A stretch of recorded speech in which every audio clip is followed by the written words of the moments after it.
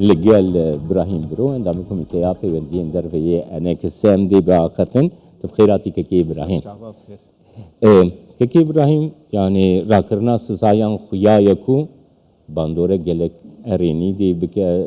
جبور وشا سوري ايروين تشاوات خني بيجومان يعني دمك يدريش يعني دمي حافظ الاسد ودمي بشار الاسد قالك سوزايل سر سوريا هبون هم لسر دولتي هم لسر يعني كومبانيا هم لسر كسايتيا تبي خلقي انا هاجي تس هلاتن هناك سوزا هبون لي باخفتني دوه ترام وآلي كاريا عربستان سعودي آلي كاريا تركيا ديار بشك مزن جوان سوزا و يكسر به هلاني بله يعني افتيت شو واتي كي ابراهيم يعني حتى دجيجي ندهات تشعبري كده قالوا تشر رودا كو امريكا دجي شيف سروكي امريكي بريارك وسا بقرا خندنات جويره وشيره شوات نتشتكي يعني غريبه وقتي شرع قاربو ددمكي نيزيك ده يزرو جاده ببدا سهلات لسوريا بشتي 13 سالا جدا مستندند بنچاف دريا ناف دولتي رچاري سريك سياسي نهداني دياره جهن الين ناف دولتي وهنجي الين هريمي بروجيكت داني چاوا دسلاتكي نه لسوريا دينا او دسلات بسركت تشتكي قلكي جرنج دي برجوانديه هم يه امريكا هم يه اوروبا يه نبونا ايراني دي سوريا ده او تشتكي قلكي جرنج بو شرعتي بسركت راسته هنك تشتي نافخوي زحمتي درباري تشكرنا كونغرا نجتماني ده اعلانا دستوري ده تشتن نقلكي بسبب يعني افتي واتي قدي سجبر تشاف درباس بكي مثلا دسلاتا ايرو بجيمي كونغري كنو تشي بكن جبر جو كونغرا بيشي جو هاتي تشكرن راسي قال لك رخنا يعني هات بيغمان افتش قلكي جرنجه وتشتينا فخوي جرك نبس دسلات امجي وخلكي سوري وكرجي ام بشوبين بينا لمخابن جالينا في دولتي في جالي برجون دي دولتا في هين تشتي دنهنه يعني إيرو مسألة ركفتني إبراهيمي دناف عربة وإسرائيل ده تشتكي قلكي جرنجي تشاوا نبونا إيران ونبونا كتاغوني لسوري جرنجبو لهفهاتنا عربة وإسرائيل جي جرنجي جبرولو آلين ناف دولتي آلين هريمي قلكي بالي ناكشين النافا هندري سوريا اف دوي ام وك خلقي سوري وقت خو وندانكن وهيفيال سر آلين ناف دولتي قلكي جري ندن يعني ام كاربن فاندر فتا دانستندني واوي بكن او تشتي بويي دو ساعات ونيفاد كونغركي نجتماني تشيبو او تشتك دروبو يعني دويلي فاقرك تشيبو وهن تشتي نافقي ام تبدا علي هفدوكن ام لمالي خور ونني يعني انا هاف شش مهدر باز دبي ما كردا كاتشكريه امي ور سروينا كا ما كردا تشكريه باز شش مهدر كيكي ابراهيم يعني احمد الشرعش ايديولوژیه كيتي درباس بونك حيا وك اسلاميه كي راديكال برپرسیاریا گروبین و ساکریه نها پیوندین به اسرائیل رتی گوتو بیش کرن کو او بخوشی درباسی ناف ریکفتنا ابراهیمی ببی نزحمت ابی ناد بیشم بلکی افد سلاته آگد کاری وی کاری بکه جبر چال یکی دنی سوری يجو يعني هم فكرة عروبي يعني إن إسلامي درنجي أخوان المسلمين ده زحمة كاربن كاركي ولو بكن ليه يعني إيرو سروكي سوري نو أو آليوي إيديولوجي ريخستنك تنا ريخستنك سياسي الباشوي تنا ریل بربگره کسایتیا سروکی نو جسوریا ره دکاره گلک گاوا باویجی و به هم دسهلاتا خوش خورد بکه هم جی کمترین خلک سوری لدش بسکنه كيكي ابراهيم يعني وكي قلت تجي كرم كري انه هم مديا تركيا جديد افيك جفيناكو ايرو كرنا ترامب شارع بن سلمان كو رجب طيب اردوغان جي بريا اونلاين بشتاري كريتي ده يعني افيك واتيه كوسا دي كونتينات السرويتشي كو va aliyan va çar aliyan ku aliyen serekene jboy FPB'nin nû Amerika لگل سوري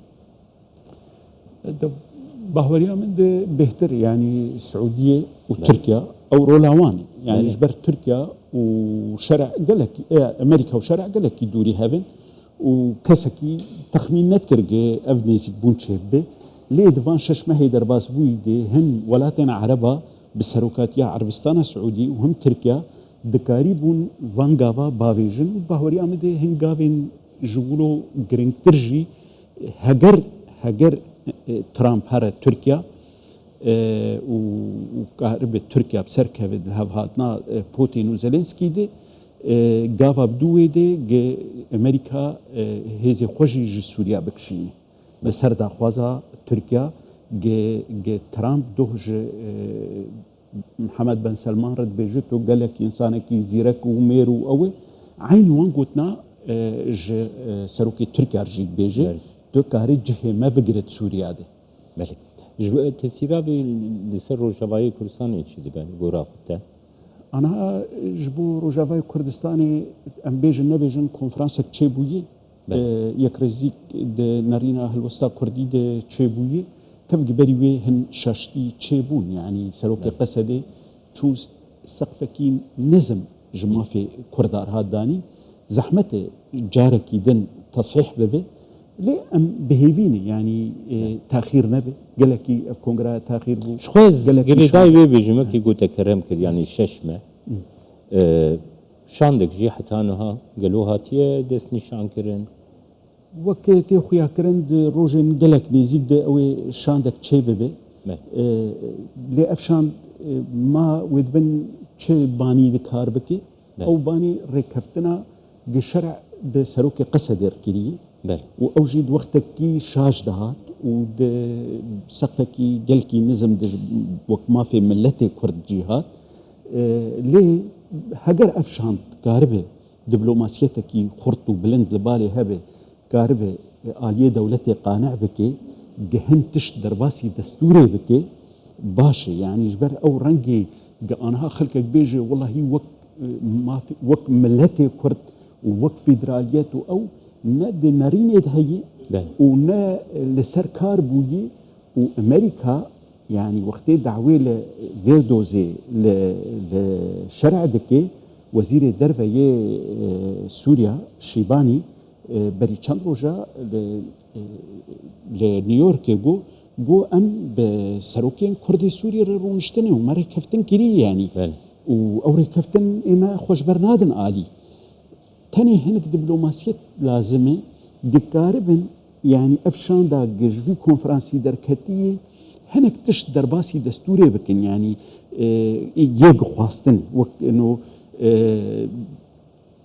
ريفابريا خوجهي يا مناطقي يانجي زماني كردي مسألة كولتوري تبي جبرينها درفت باشتربو جلك دي كومنتي جب اوبوزيونا سوري خاطبون توقيع كرن بانيوي جلكي جولو بلنتربو ليه ما خابن يعني وقت يك آلي دس بيكرن ودانوستاندن كرن هناكي او يعني قوتها كردا ضعيف كرن جارقدن ام تخوازن يعني تصحيح بهزبك بله كيكي ابراهيم دفي بروسيدا نو هم جاركي هري جرين داي روجافاي كردستاني مثلا PKK بله نو PKK بو دهينا بير يعني خو فسخ كر افي كارجريا بيل روجافاي كردستاني تشدله بيقولون يعني روشكي دور دريجة آخفتنا سروينا ليه وك أمدزانن يعني وك حماس وك حزب الله وك حوسي وك أوانا افتشتكي قلكي سركفتي بوجاليه بككي وتركيا في جي شرك تشينا كرن وأف بريارة تشكداني نداني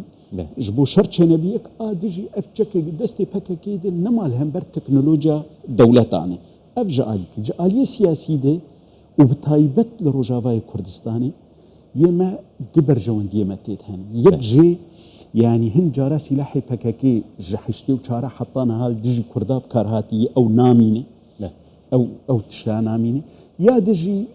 يعني او مهنا دي دستي تركيا جي ناميني جيم ما في كردا لتركيا يانجي لسوريا يان لهرما كردستاني بتروري بجريده دانينا تشكا هنكي و يعني راحتيه تشيدكي جنما ايدي كارم بيجن كرد تيروري جريدايني جبر ولوجي ام بيجن برجوان ديما وك يعني كردستان سوري جاي همو كسكي بهتر ددانينا تشكي بككي دهي بله اف بروسيا كون حال روجاواي كردستاني بريفديش يعني بروسيا يكريزي و نها نبونا بككي يعني او نا زیادتر در فدی دیگو اوی کریزی باشتر سر بکوی چه دبین؟ دیگو من یعنی یک ریزی جدناف کرداده تشتکی گلکی گرنگی دهیله گه کرد کاربن بقوت دوزا مافی قوی بکن و بتایبت دما گجبن باندورا پککی گدر کوی يعني وك آلين سوري جرك أم بخورتي لشامي هبن وإيدي أم جدجوان خونا وان جيروكا بردن جوي كردستان لقامشلو يا لكوبان يا لعفريني تشي ببي ما في ملتي كرد بهبونا كي جلكي خرط لهندري دمشق دي جيب آلين سياسي آلين روشنبيري آلين أولي حمد جواكا ملتي كرد بسرپرشتيا سياسة مداري خو كاربن بالصدى تيموان لدمشق كاربكن